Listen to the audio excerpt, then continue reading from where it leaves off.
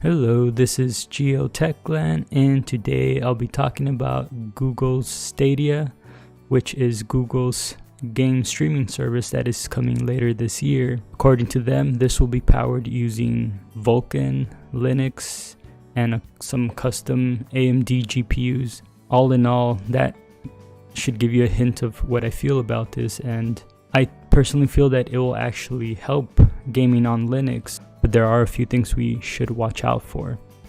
So to start, I think this will get developers making their games on using Vulkan instead of DirectX, whether it's DirectX 11, 12, or even OpenGL. It's going to make it so that using Wine on these games will not just make them more compatible on Linux, but also hopefully it won't affect performance too much. That is the hope, and a lot of that depends on whether Stadia is successful or not.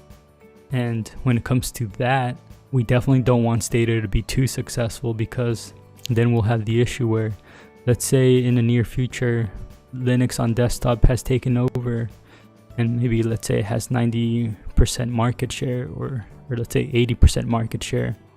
But if most people on Linux are gaming using Stadia or some other streaming service, it almost defeats the purpose of ditching Windows and moving to Linux, because we don't want to be on Windows because of its bloatware, spyware, and overall not open source nature or its propriety nature.